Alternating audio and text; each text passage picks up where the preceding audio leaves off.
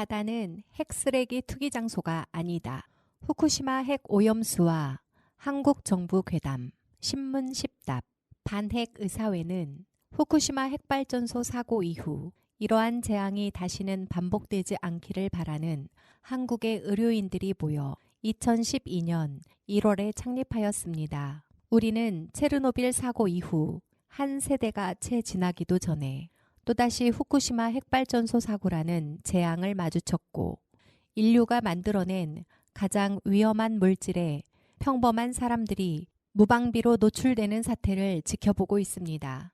특히 사고 지역 인근에서 살던 아이들은 엄청난 양의 방사선에 노출됐습니다. 우리는 앞으로 최소한 수십 년 동안 이 끔찍한 사고의 결과와 마주하게 될 것입니다. 의료인으로서 그리고 양심 있는 과학자로서 우리는 미량의 방사선이라도 인체에 해로울 수 있다는 사실을 잘 알고 있습니다. 우리는 핵무기를 반대하며 핵발전에 반대합니다. 우리는 또한 현재 사용되고 있는 진단 및 치료용 방사선의 절제되고 가능한 최소한의 사용을 추구합니다. 우리는 핵무기 폐기와 핵발전의 중단을 각국 정부와 정책 입안자들에게 요구하며 동료 의료인들 및 연구자들에게 우리와 같이 이 목표를 함께 추구해 나가자고 말합니다. 반핵 의사회는 의료인으로서, 과학자로서, 무엇보다 양심적인 세계 시민의 일부로서 우리는 핵무기와 핵발전이 중단될 때까지 이에 맞서는 운동을 벌여나갈 것이고 전 세계의 사람들과 연대할 것입니다. 인도주의 실천의사협의회 1987년 민주화의 도상에서 창립된 인도주의 실천의사협의회는 가치를 저울질할 수 없는 시민의 생명과 건강은 더 평등한 사회에서야만 더 보편적으로 지켜지리라 믿는 의사들의 단체입니다. 이윤과 성장이라는 이름으로 은폐되는 죽음과 폭력, 차별과 배제는 우리 사회를 아프게 하고 있습니다. 그리고 전 세계 평범한 사람들의 건강과 생명보다 이윤을 우선하는 자본과 정치 세력이 가속화하고 있는 기후위기는 건강 불평등을 심화시키는 위기로 이어지고 있습니다. 우리는 이 아픈 세상에서 아픔을 보듬는 소명을 가진 의사들이 사회적 책임을 방기해서는 안 된다는 소박하지만 굳건한 믿음을 가지고 있습니다. 인도주의 실천 의사협의회는 의료에서 소외된 모든 사람들, 홈리스, 차가운 아스팔트와 철탑 위의 노동자, 차별받는 이주민, 전쟁으로 고통받는 세계의 시민들, 단단한 차별의 벽 앞에 배제되는 장애인과 성소수자의 아픔이 깃드는 곳에 힘 닿는 한 달려가고자 합니다. 또한 인권과 온 생명의 존엄을 해하고 목숨의 가격을 매기는 비인도적 정책이 고개를 들 때면 어김없이 반대의 목소리를 높이며 대안을 제시하는 활동을 이어가고 있습니다. 인도주의 실천 의사협의회의 이러한 활동들은 세상이 아프면 의사도 아파야 한다는 아주 간단한 이야기를 하기 위해서입니다. 앞으로도 부정의한 세상으로 인해 아픈 이가 있다면, 부당한 차별로 인해 병든 이가 있다면 그 곁을 지키며 모두가 건강한 사회로 함께 걸어가겠습니다. 들어가는 글 백도명 서울대 보건대학원 명예교수. 위험에 대한 평가는 그에 대한 예측입니다. 현실에서 이미 실현된 위험은 재난이지 위험이 아니기 때문이지요. 여기서 예측은 단순히 상상을 하는 것이 아니라 일정한 틀을 바탕으로 도출되는 가능성들을 모두 들추어 보는 작업이 예측입니다. 위험에 있어서는 소위 불확실성을 들여다보는 작업이 위험의 예측에 해당합니다.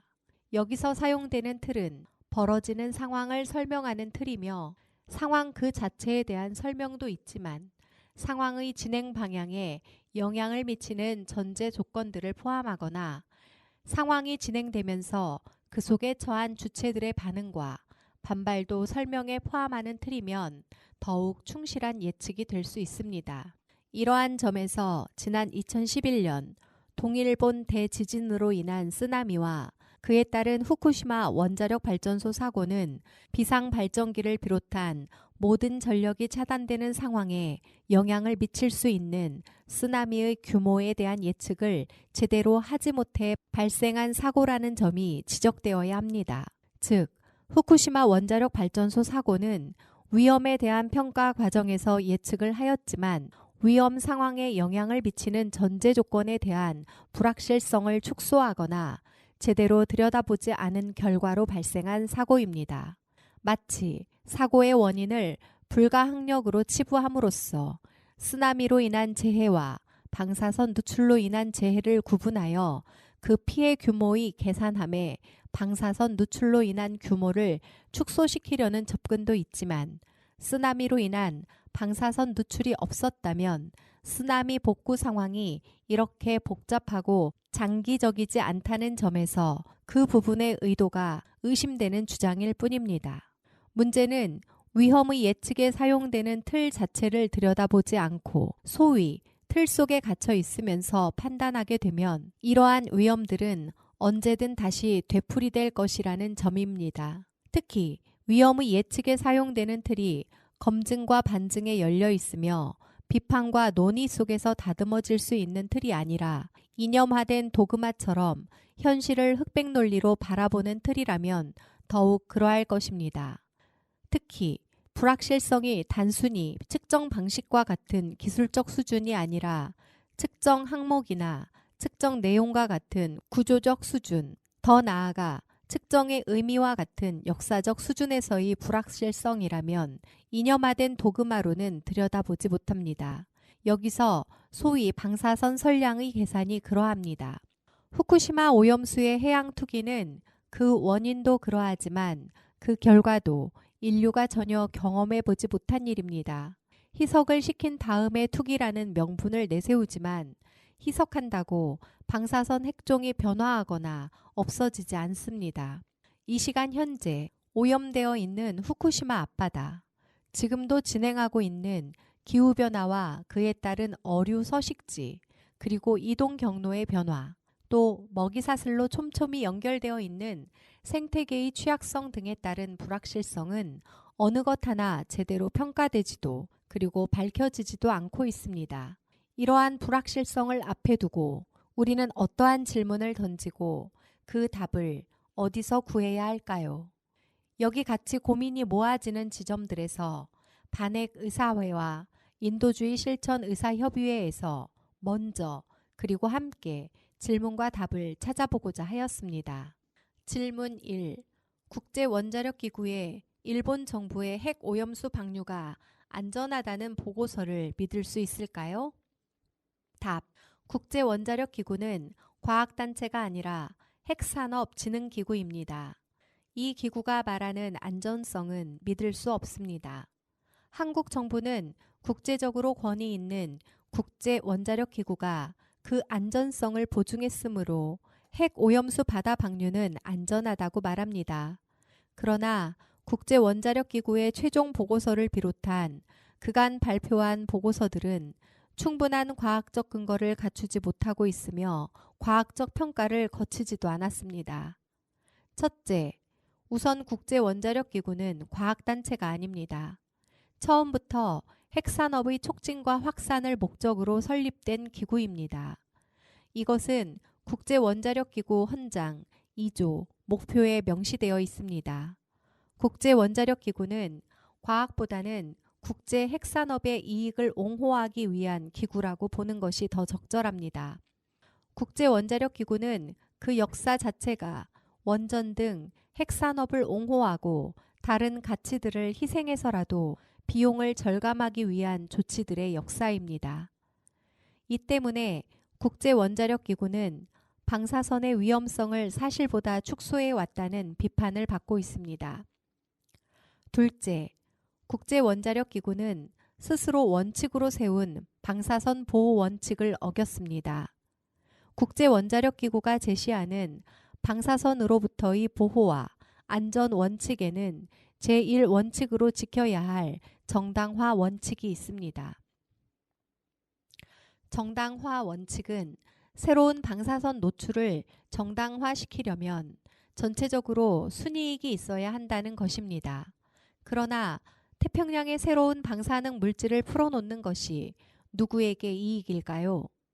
후쿠시마 어민들과 일본 전국 어민연합은 핵 오염수 방류의 반대 입장을 분명히 밝혔습니다. 일본은 물론이고 주변국의 시민들은 건강에 대한 피해는 물론 해양 오염과 해양 생태계의 파괴로 인한 피해를 입을 뿐 오염수 투기에서 얻을 이익은 전혀 없습니다. 실제로 태평양 주변국들의 연합인 태평양 도서국 포럼의 전문가 패널들이 이에 대해 질문하자 국제원자력기구는 대답하지 못했습니다. 셋째, 국제원자력기구는 실현 가능한 다른 대안을 무시했습니다. 태평양 도서국 포럼 전문가 패널은 만장일치로 오염수의 고체화라는 대안을 제시했고 일본 시민단체들은 고체화하거나 대형 견고 탱크에 보관하는 대안을 제시했습니다. 일본 정부는 오염수를 더 저장할 공간이 없다고 주장하지만 일본 시민단체들은 정부가 새로운 원전을 지으려고 준비한 부지가 있다는 것을 고려하면 공간은 충분하다고 지적합니다. 여기에 탱크를 더 지어 오염수를 주요 방사성 물질이 1000분의 1로 줄어드는 기간인 최소 30년간 보관하고 그 후 대안을 토론해도 늦지 않다는 것입니다. 그러나 일본 정부는 이 대안을 아예 고려하지 않거나 돈이 많이 든다는 이유 등으로 대안에서 제외했습니다. 그 외에도 후쿠시마 핵 오염수 방류 결정 과정에서 민주주의 원칙이 지켜지지 않았다는 심각한 문제가 있습니다. 일본 시민단체들은 일본 국내에서의 핵 오염수 방류에 대한 논의 과정이 비민주적이었다고 폭로했습니다. 청문회 절차 등도 요식행위에 불과했고 반대 의견은 발표 기회조차 없었으며 찬성 의견만 허용되었다고 합니다. 심지어 후쿠시마 어민들의 동의를 구하기 전까지는 방류하지 않겠다고 한 일본 정부의 약속은 지켜지지 않았습니다. 국제원자력기구 내 전문가들의 의견 충돌도 있었습니다. 중국 정부는 전문가들의 의견이 통일되지 않았고 이견이 있는 전문가들의 견해가 받아들여지지 않았다고 밝혔습니다. 결론적으로 국제원자력기구는 일본 정부와 도쿄전력의 후쿠시마 핵 오염수 방류를 추인하고 정당화했을 뿐 과학적으로 검증하지 않았습니다. 이것은 과학적 결정이 아니라 국제 핵산업의 발전을 위한 정치적 결정일 뿐입니다. 심지어 국제원자력기구도 최종 보고서에서 후쿠시마 오염수 알프스 처리만 다루었을 뿐 결정 과정의 정당성과 결과 검증이나 기존 환경에 대한 영향이나 평가 등 다른 내용은 일본 정부가 위임한 사항이 아니며 그 책임은 오직 일본 정부에게 있다고 일본 정부에게 책임을 미루었습니다. 질문 2. 그렇다면 핵 오염수 방류가 안전하다는 일본 정부와 도쿄전력의 주장은 믿을 수 있을까요? 답. 과학적인 결정이 아니며 안전하다고 믿을 근거가 없습니다. 지금까지 수많은 과학자들과 의사단체들이 핵 오염수 방류에 대한 반대 의견을 발표했습니다. 태평양 도서국 포럼이 평가를 위임한 전문가 패널들은 독립적 과학적 평가 끝에 만장일치로 다음과 같은 결론을 내렸습니다. 첫째, 후쿠시마 핵발전소 현장에 있는 오염수 탱크 1000여 개 중 약 4분의 1만 시료가 채취되었고 대부분 64개의 방사성 핵종 중 9개 이하만 측정되었으며 이 시료 분석 결과는 도쿄전력이 예측한 핵종 비율과 수천 배의 차이를 보이고 있습니다. 또 이 시료 채취는 방사능이 가장 높을 가능성이 큰 바닥에 가라앉은 침전물을 포함하지 않았습니다. 따라서 시료 채취 및 측정의 대표성이 없다는 치명적인 오류가 있습니다. 둘째, 알프스 처리를 거친 탱크의 70% 이상이 재처리가 필요합니다. 일부 동위 원소의 경우 알프스 처리 후 규제 수준보다 19,900배 더 높았는데 이것은 알프스를 통한 처리가 핵 오염수 처리를 위한 적절한 장치가 아니라는 것이 드러난 것입니다. 또한 알프스를 통해 70%를 재처리한다고 해서 이것이 효과적일지 지속 가능할지에 대한 아무런 증거도 제시하지 않았습니다. 셋째, 방사성 물질의 해류와 해양 생물에 의한 이동이 고려되지 않았고 해양 생태계의 먹이사슬 및 퇴적물에 의한 축적과 농축 또한 고려되지 않았습니다. 이를 통한 유기결합 삼중수소 및 다른 방사성 원소의 위험성이 평가되지 않았습니다. 현재 일본 동해안의 해저에는 사고 이전보다 최대 1만 배의 세슘 농도의 침전물이 존재하는데 이런 환경도 평가되지 않았습니다. 넷째, 도쿄전력은 2019년 채취한 시료에서 반감기가 9시간에 불과한 텔루륨 127이 포함되어 있다고 보고했는데 이는 현재까지 원자로 노심에서 핵분열 반응이 있거나 측정 자체가 잘못되었다는 것을 의미합니다. 이러한 근거를 바탕으로 태평양 도서국 포럼의 전문가 패널은 일본 정부의 핵 오염수 해양 투기가 중단되어야 한다고 만장일치로 권고했습니다. 방사능의 영향은 특정 나라의 경계를 넘고 한 세대로 끝날 문제가 아니기 때문에 핵 오염수의 영향을 최소화하기 위해서는 해양 투기가 아니라 도쿄전력이나 일본 정부가 아예 검토도 하지 않거나 배제한 육지의 탱크 보관 또는 고체화 보관 등을 고려하여 재검토해야 한다는 것입니다. 많은 과학자 단체나 의사 단체도 반대 성명을 채택했는데 여기에는 미국 100여 개 해양연구소로 이루어진 전미해양연구소 협회나 국제반핵의사회와 같은 권위 있는 단체도 포함되어 있습니다.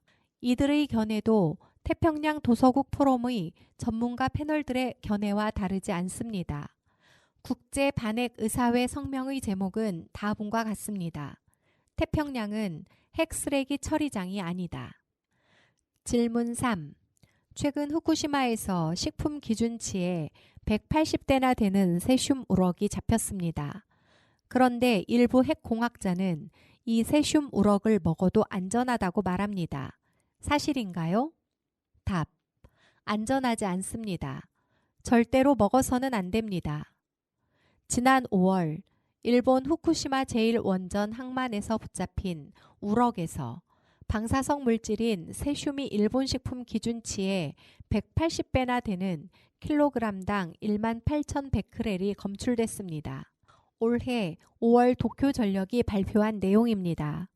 지난 4월에도 이곳에서 붙잡힌 쥐노래미에서 1,200베크렐의 세슘이 검출된 바 있습니다. 그런데 핵공학자들 중에는 이 세슘 우럭을 먹어도 안전하다는 사람들이 있습니다. 최근 윤석열 정부가 주최한 토론회의 첫 번째 발표자로 나선 한국원자력학 회장은 알프스로 걸러진 핵 오염수는 마셔도 된다고 말했습니다. 이걸 5리터나 10리터 정도 마셔야 엑스레이 한 번 찍는 양이라고 말하고 또 세슘 우럭도 한 번 정도는 먹어도 괜찮다고 주장했습니다. 설령 그걸 먹었더라도 0.01mSv 정도를 받게 됩니다. 중약. 그런 우럭을 2번 먹겠습니까? 3번 먹겠습니까? 원자력학회 회장의 말처럼 단순 엑스레이 한 장으로 노출되는 0.1mSv는 과연 안전한 것일까요? 결코 그렇지 않습니다. 미국 소아과 학회는 천식이나 새 기관지 염일 때 단순 엑스레이를 찍지 말라고 하며 배가 아플 때에도 변비가 의심되면 방사선 검사를 하지 말라고 강력히 권고합니다. 어린이는 방사선 위험에 어른보다 훨씬 더 민감하기 때문입니다. 태아에게는 말할 것도 없습니다. 임신 중 단순 엑스레이에 노출되는 것만으로도 태아에게 치명적인 영향을 줄 수 있습니다. 때문에 임신 중에 어쩔 수 없이 꼭 방사선 검사가 필요한 경우에는 배를 납으로 보호하면서 엑스레이를 찍습니다. 한국의 항공사를 포함하여 대부분의 항공사에서는 승무원이 임신할 경우 비행 근무를 하지 않고 지상 근무를 합니다. 이는 한국에서 유럽 또는 미국을 1회 비행할 때 우주로부터 방사선에 의한 방사선 노출이 0.1mSv, 즉 엑스레이 한 장 정도이기 때문입니다. 어린이와 태아만 문제가 되는 것도 아닙니다. 성인들도 불필요한 방사선 노출은 가능한 피해야만 합니다. 내부 피폭과 외부 피폭을 똑같이 보는 입장도 위험합니다.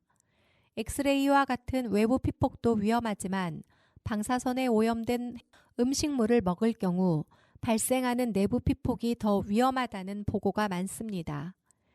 체르노빌 핵발전소 사고 이후 피해자들은 90%가 음식물에 의한 내부 피폭이었습니다. 히로시마와 나가사키 핵폭탄 피해의 경우 방사선에 직접 노출된 외부 피폭 사람들만 피해자로 인정했으나 학계에서는 방사선에 오염된 비, 이른바 검은 비나 오염된 식품 때문에 백혈병 등 암으로 사망한 사람이 사망자 집계에서 빠져 있다고 비판하고 있습니다. 체르노빌 사고의 경우 현재의 방사능 계산식으로 계산한 암 발생률보다 더 많은 백혈병과 암은 물론 그 외에도 심혈관계 질환 등이 방사선에 의해 발생했습니다. 심지어 수십 년이 지난 지금도 이러한 질병과 건강장애들이 발생하고 있습니다. 엑스레이 촬영과 같은 외부 피폭과 내부 장기에 방사성 물질이 남아있는 내부 피폭을 똑같이 취급하면 안 된다는 과학적 증거가 점점 늘어나고 있습니다. 질문 4. 일부 핵공학자들은 방사능이 안전 기준치 이하면 안전하다고 말하는데 믿을 수 있는 말인가요? 답. 아닙니다. 방사능은 안전치가 없고 가능한 피해야 합니다. 현 정부의 입장을 대변하는 많은 핵공학자들 그리고 불행하게도 일부 의사들까지도 방사능이 일정 수치 이하면 안전하다고 말합니다. 방사능의 안전 기준이 있고 그 이하면 안전하다는 것입니다. 그러나 이러한 주장은 현대의 과학에서는 근거가 없다고 부정된 지 오래된 견해입니다. 미국 국립학술원이 발간한 저설량 방사능의 건강 위험에 관한 보고서는 저설량, 즉 100mSv 이하의 인체 영향에 대해 서술하고 있습니다. 이 보고서를 간단하게 요약하자면 100mSv 이하의 방사능 노출의 경우에도 암의 위험성은 노출량에 비례하여 증가한다는 것입니다. 100mSv에 한 번 노출되었을 경우 평생 100명 중 1명이 추가로 암 발병이 더 된다고 설명합니다. 또한 안전치 이하라고 해서 위험이 제로가 아니라 위험은 방사능 노출량에 직선적으로 비례하며 안전치, 역치가 없다는 것입니다. 이것을 다른 말로 LNT 모델이라고 합니다. 설명하면 100mSv에 한 번 노출되면 평생 100명 중 1명이 추가로 암이 발생한다면 그 10분의 1인 10mSv에 노출되면 1000명 중 1명에서 마찬가지로 1mSv에서는 1만 명 중 1명에서 추가로 암이 발생한다는 것입니다. 즉, 방사선 노출량에 따라 암 발생이 비례한다는 것입니다. 개인적으로 암 발생 확률을 따진다면 1만 분의 1이나 10만 분의 1은 별것 아닌 확률이라고 생각할 수도 있습니다. 그러나 많은 사람의 건강, 즉 공중보건의 관점에서 보면 성인 1000만 명이 단순 엑스레이를 매년 찍으면 매년 100명의 추가 암 환자가 발생한다는 것이니 작은 일이 아닙니다. 우리는 연간 1mSv가 연간 허용량이라고 말하는 것을 흔히 듣습니다. 그러나 연간 1mSv 정도로만 또는 그 이하로 노출되면 안전한 것일까요? 아닙니다. 예를 들어 성인 1000만 명이 1년간 1mSv 방사선에 노출되면 그 사람들 중 평생 1000명이 추가로 암이 발생합니다. 단순 엑스레이도 마찬가지입니다. 0.1mSv는 연간 허용량의 10분의 1에 지나지 않지만 그 방사선에 매년 성인 1,000만 명이 노출되면 1,000만 명 중 추가로 100명이 암에 걸린다는 말입니다. 단순 엑스레이도 안전하지 않습니다. 손해보다 이익이 있을 경우에만, 즉 방사선 검사 없이는 질병을 진단하거나 치료할 수 없을 때 방사선 검사를 시행해야지 결코 근거 없이 방사선 검사를 하면 안 됩니다. 이러한 방사선 연간 허용량은 국제원자력기구나 미국 혹은 국제방사선방호협회가 임의로 정한 양이지 결코 그 수치 이하면 안전하다는 절대적인 안전치가 아닙니다. 대중에게 받아들여질 수 있는가 라는 자의적 기준에 따라 임의로 결정한 수치일 뿐입니다. 방사선의 위험성은 국제적 반핵운동과 노동운동이 벌어진 결과 대중적으로 더 잘 알려져 왔고 연간 방사선 허용량은 그에 따라 줄어들어 왔습니다. 이뿐만이 아닙니다. 후쿠시마 핵발전소 사고 후 일본 정부는 국제방사선방호협회 기준에 따라 주민 대피 기준을 연간 20mS로 정했고 초등학교의 허용 방사선량을 3개월간 5mS로 정해서 일본 시민들이 분노하기도 했습니다.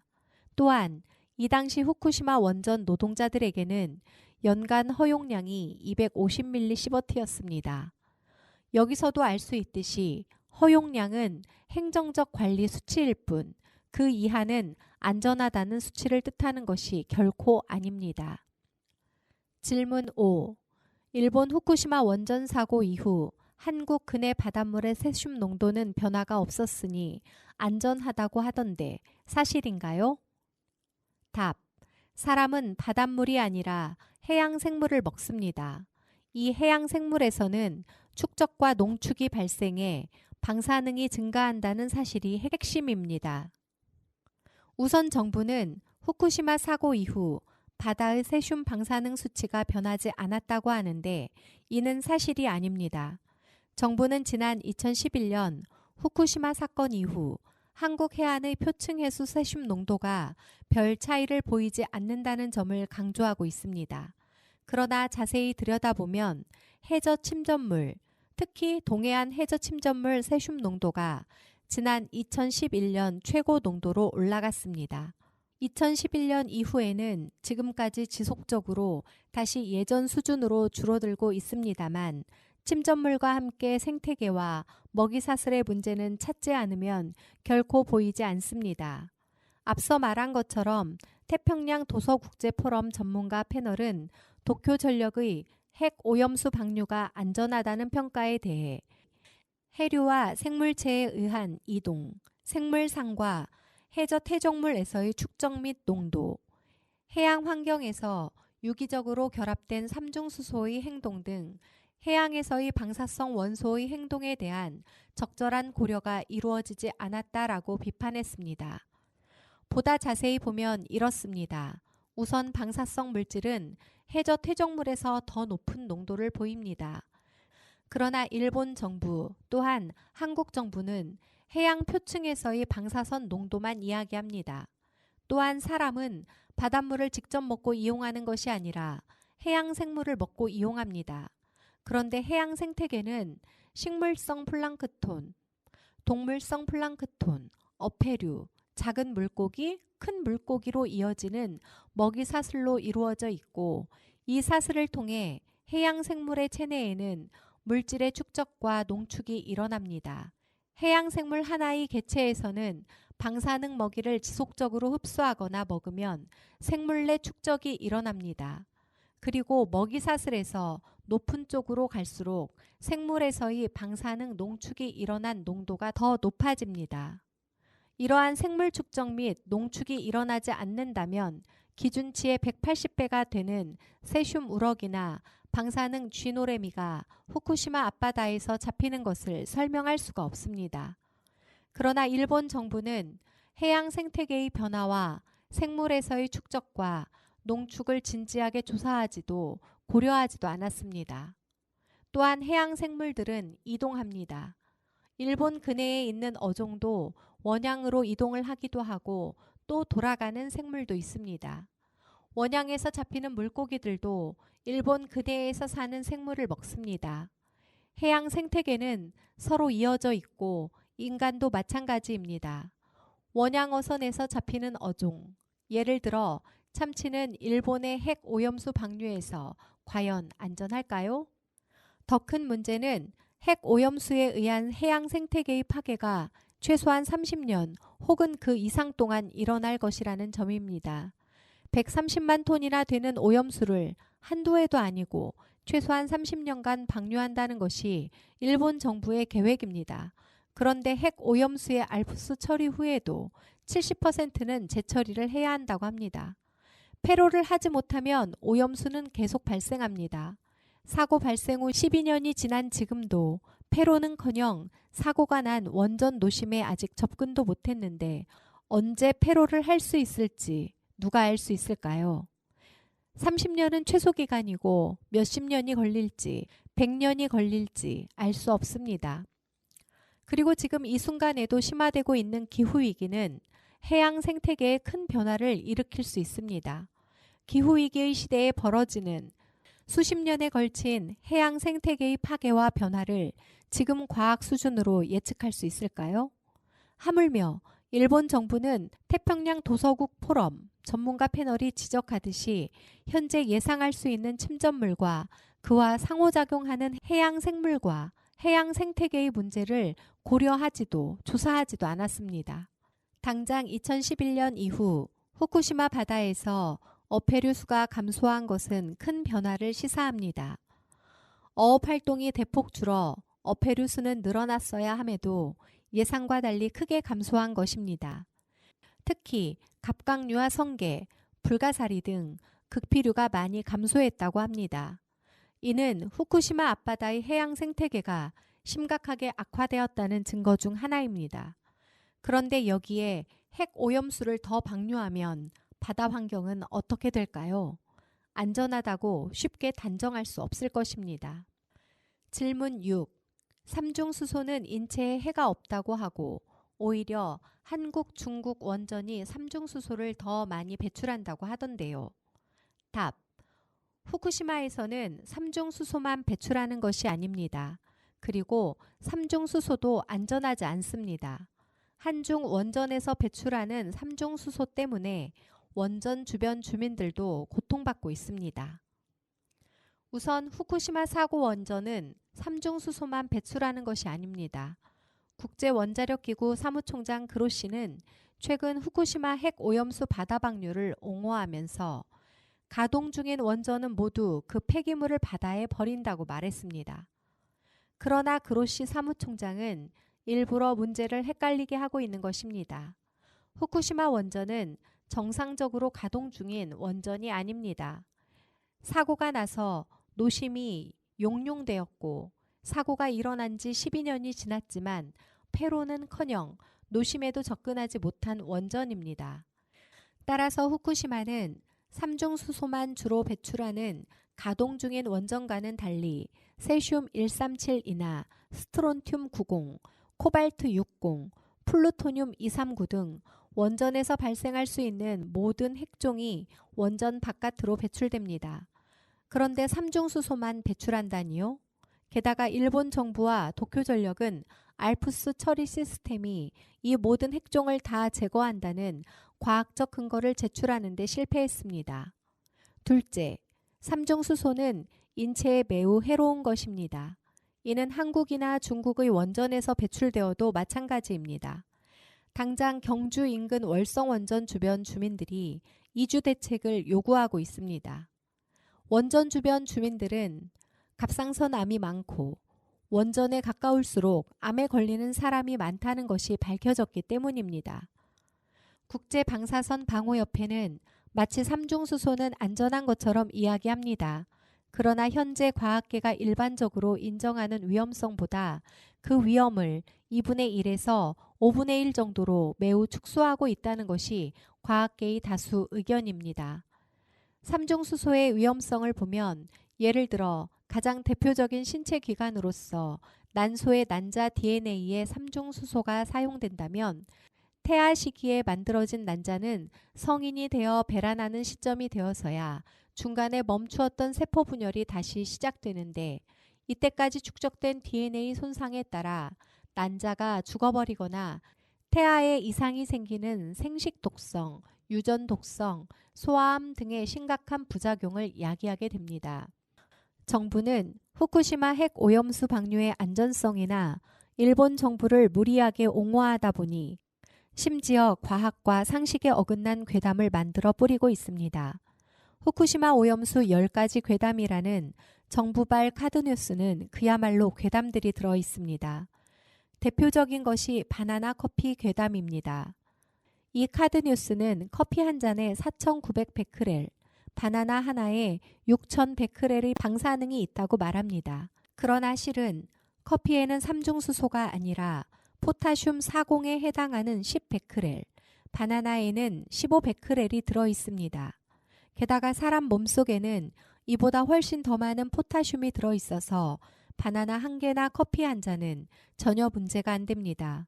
우리 몸의 필수 구성 전해질인 포타슘과 원전으로 만들어지는 인공 방사능 삼중수소를 단순 비교하고 심지어 바나나와 커피를 위험하게 보이게 하는 괴담 뉴스까지 만들다니 참 이상한 정부입니다.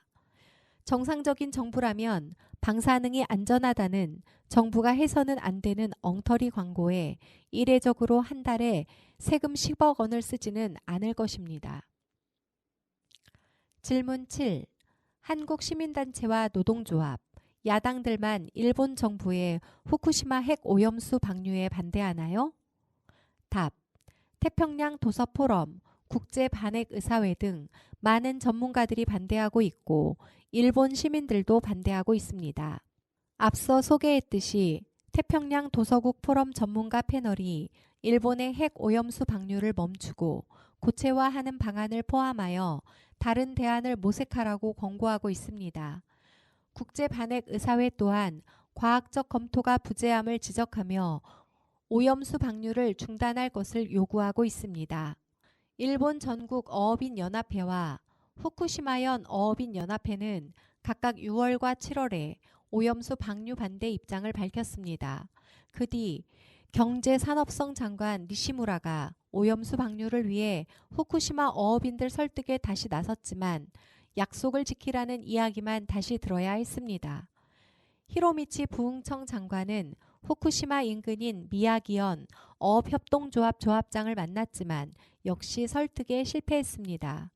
최근에는 기시다 총리가 오염수 방류에 대해 어업인들과 신뢰관계가 조금씩 깊어지고 있다고 말하자 후쿠시마현 어업협동조합장이 어떤 근거로 그렇게 말하는지 모르겠다고 분노를 표현한 일도 있었습니다. 어민들은 겨우 되살아나고 있는 일본 어업을 다시 죽이는 일이라고 강력히 반발하고 있습니다. 일본 정부는 2015년 어민들이 반대하면 오염수를 방류하지 않겠다고 약속했고 최근에도 관방장관이 이 약속을 지킬 것이라고 다시 확언한 바 있습니다. 일본 내 여론도 오염수 방류에 좀 더 부정적인 방향으로 변하고 있습니다. 교도통신이 7월 14일에서 16일에 실시한 전화 여론조사에서는 오염수 방류에 관한 일본 정부 설명이 불충분하다는 응답이 80.3%에 달했고 방류를 강행할 경우 어민들에게 피해가 될 것이라는 의견도 87.4%에 달했습니다. 일본 야당들도 반대하고 있습니다. 제1야당인 이즈미 겐타 이펀 민주당 대표는 7월 14일 기자회견에서 후쿠시마현 어업협동조합 연합회 등 현지 어민이 반대하고 있다면서 그들의 이해를 구하지 않고 방류하는 건 잘못이라고 지적하기도 했습니다. 야당 국회의원 8명이 한국의 야당 의원들과 공동 성명을 발표하기도 했습니다. 일본 시민단체들은 특히 히로시마, 나가사키의 피폭으로 인한 핵 피해국임을 강조해왔던 일본 정부가 핵 가해국이 되려고 한다면서 비판하고 있습니다. 질문 8. 윤석열 정부는 오염수 방류의 안전성을 인정하는 것이 후쿠시마 수산물 수입과 관계없다고 합니다. 답. 일본 정부는 오염수를 방류해도 후쿠시마 바다가 안전하다고 주장했고 한국 정부는 이에 동의한 것입니다. 한국 정부가 안전하다고 인정해버린 후쿠시마 바다의 수산물을 수입 금지할 근거가 사라지는 것이지요. 일본 정부의 핵 오염수 방류를 안전하다고 인정하면 수입 금지 근거가 없어집니다. 한국의 일본산 식품 수입 금지 조치는 이미 세계무역기구에서 한국과 일본 정부가 국제 분쟁으로 다투었던 문제입니다. 한국 정부가 2심에서 이겨 한국의 후쿠시마와 인근 8개현에서의 수산물 수입 금지 조치는 유지되고 있습니다. 그러나 한국 정부가 일본 정부의 핵 오염수 방류의 안전성을 인정하면 이것은 일본 정부의 주장, 즉 후쿠시마 바다는 방사능으로부터 안전하며 오염수 방출로 안전이 영향을 받지 않는다는 주장을 긍정하는 것이 됩니다. 핵 오염수 방류는 안전하다면서 그 오염수를 버린 물은 안전하지 않다는 주장이 상식적으로 납득되는 주장입니까? 심지어 한국 정부 보고서에는 일본 정부, 도쿄전력의 후쿠시마 앞 바다의 안전성 보고서를 옮기고 긍정적인 의미로 인용하는 부분도 있습니다. 한국 정부가 국제무역기구에서 견지했던 입장은 후쿠시마 앞 바다는 지금도 방사능 위험성이 있어 후쿠시마 수산물 수입을 금지한다는 것이어서 지금의 윤석열 정부의 입장과는 양립할 수 없습니다.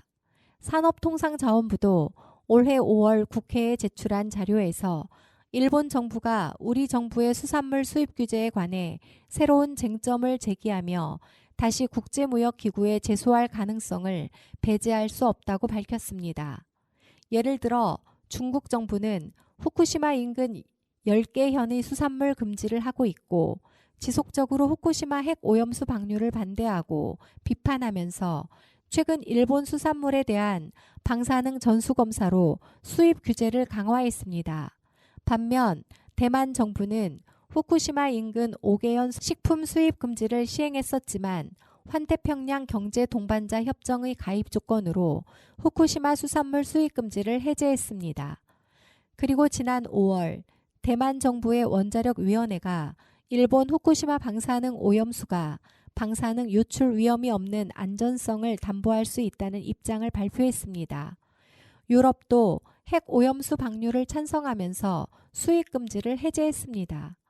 다른 나라의 예에서 보듯이 핵 오염 방류를 안전하다고 하는 것은 일본의 현재 후쿠시마 앞바다가 안전하다는 것을 전제로 하는 것입니다. 이런 입장에서 수입 금지를 계속하겠다는 윤석열 정부의 주장은 국민을 우롱하겠다는 처사이거나 아니면 일본 정부에게 안전하지만 수입은 안 하게 해달라고 사정하는 굴욕 외교를 하겠다는 것뿐입니다. 질문 9. 윤석열 정부의 입장이 변화할 수 있을까요? 일본의 핵 오염수 방류를 중단시킬 수 있을까요? 답. 할 수 있습니다. 한국에서는 미국산 쇠고기 수입 제한을 시킨 역사적 경험도 있습니다. 2008년은 2003년부터 2006년까지 3마리의 광우병이 발생한 지 2년도 채 지나지 않은 해였습니다. 이 시점에 2008년에 광우병 위험이 있는 미국산 쇠고기 전면 수입 반대는 당연한 것이었습니다. 당시 전 세계 어느 나라도 이명박 정부처럼 미국산 쇠고기를 제한 없이 수입하려고 한 나라는 하나도 없었습니다. 반대 시위는 무리한 수입 조건을 강요한 미국과 이를 한미 FTA 선결 조건으로 덜컥 수용해버린 정부에 대한 정당한 항의였습니다. 국민들의 반대 집회 및 시위가 100만 명 단위로 커지자 미국과 재협상을 해야 했습니다. 결국 시민들의 주장이 다 받아들여지지는 않았지만 시민들의 핵심적 주장, 즉 30개월 미만 쇠고기만 허용, 유럽 기준 광우병 특정 위험 물질, 예를 들어 소위 내장 수입 금지가 관철되었습니다. 이 조건은 한국 정부만 무리하게 관철시킨 유별난 조건이 아니라 중국, 대만 등 아시아 국가들의 수입 조건의 기준이 되었고 나아가 멕시코, 캐나다 등 전 세계 주요 국가의 미국산 쇠고기 수입 조건 기준이 되었습니다. 이 수입 조건이 당시 2008년의 시점에서 사전 예방의 원칙에도 맞고 과학적 기준에도 부합한 주장이었기 때문입니다. 그리고 한국의 2008년 시위는 미국의 주저앉는 소 도축 금지 조치 강화, 광우병 특정 위험물질 동물성 사료 제한 강화 등 미국의 제도 변화까지 이끌어냈습니다. 2008년 시위는 괴담에 의한 시민들의 난동이 아니라 시민들의 정당한 항의였고 생태 환경보다 사업적 수익을, 생명보다 이윤을 중시하는 미국의 공장식 축산업의 관행에 제동을 건 시민 저항의 자랑스러운 역사입니다. 또 당시 이명박 정부의 실정이었던 대운하, 의료 민영화, 공기업 민영화, 언론 장악, 학교 경쟁 강화를 반대하는 시위이기도 했습니다. 지금 정부가 오염수 방류를 반대하는 목소리를 괴담으로 얼룩진 운동이라고 폄하하고 여당과 일부 언론이 광우병을 괴담으로 소환하며 지금의 오염수 사태와 유비하는 것은 국민들의 반대 여론이 커지고 시위와 집회가 커질 것에 대한 두려움의 또 다른 표현입니다. 일본 정부는 원래 6월 말 방류에서 7월 중 방류로 입장을 바꾸었고 최근 국내 반대 여론이 높아지고 국제적인 반대 운동이 커지자 방류를 계속 늦추고 있습니다. 일본 집권 연정 파트너인 공명당 대표조차 바캉스 철이 지난 다음 방류하자는 의견을 피력했습니다. 한국과 일본의 평범한 시민이 연대하여 국민들의 생명을 지키라고 정부에게 강력히 요구하면 오염수 투기를 막을 수 있습니다. 또 핵 오염수를 결국 방류하기 시작하더라도 현재의 반대운동은 멈추지 말아야 합니다. 더 이상의 방류를 막기 위한 운동으로 지속되어야 하고 나아가 일본산 수산물 수입금지 운동으로 발전해야 합니다. 그렇게 하는 것이 앞으로 핵 쓰레기를 무조건 바다에 버리고 핵 사고가 발생했을 때 어영부영 넘어가는 무책임한 대응이 국제적 관행이 되는 것을 막을 수 있는 길입니다. 질문 10. 일본 정부는 왜 저런 주장을 하나요? 국제원자력기구와 한국 정부는 왜 일본 정부를 옹호하는 것입니까? 답. 오염수 투기는 핵발전의 위험을 폭로한 후쿠시마 사고를 마치 없었던 일처럼 만드는 가장 손쉬운 방법이기 때문입니다. 일본 정부는 왜 후쿠시마 핵 오염수를 바다에 버리려고 할까요? 또 국제원자력기구는 왜 이를 옹호할까요? 핵산업으로 이익을 보는 자들에게는 오염수를 바다에 버림으로써 마치 후쿠시마에 아무 일도 없었던 것처럼 마치 후쿠시마 사고 원전이 정상 가동하는 원전처럼 보이도록 만드는 것이 그들의 이익을 보호하기 위해 매우 중요하기 때문입니다. 가뜩이나 원자력 발전소는 사양산업이었습니다. 후쿠시마 사고는 핵발전은 안전하다, 핵발전은 싸다는 신화를 단번에 깨버린 사건이었습니다. 수십만 명이 고향을 떠나 피난을 가야 했고 아직도 8만여 명이 난민 생활을 하고 있습니다. 우리나라 여론조사를 보면 후쿠시마 사고 이전에는 원전 찬성 여론이 많았지만 사고 이후에는 반대가 많아졌습니다. 이는 일본도 마찬가지입니다. 독일 등 유럽 국가들은 후쿠시마를 계기로 원전을 폐쇄하고 탈핵 정책으로 전환을 더욱 빠르게 했습니다. 즉, 핵산업 카르텔에게 후쿠시마 사고는 사람들의 머릿속에서 지워버려야 할 악몽입니다. 그 악몽을 지울 가장 빠르고 싼 방법이 바로 핵사고의 산물인 핵오염수를 바다에 버리는 것입니다. 후쿠시마 핵오염수 해양 투기는 후쿠시마 사고 원전이 최소한 회복 과정에 들어섰거나 사고가 수습된 것처럼 보이게 만드는 방법이기도 합니다. 윤석열 정부도 핵산업 부흥에 열심입니다. 말로나마 탈핵 선언을 했던 전 정권의 결정을 검찰 조사 대상으로 삼기까지 합니다. 체르노빌과 후쿠시마 사고는 윤석열 정부에게도 사람들 머릿속에서 지워버려야 할 일일 것입니다. 이 점에서 윤석열 정부는 일본 정부와 국제원자력기구와 이해를 같이 하고 있습니다. 일본 정부와 한국 정부가 후쿠시마 오염수 투기에 공조하는 데는 더 중요한 의도가 있을 수 있습니다. 바로 핵 공조입니다.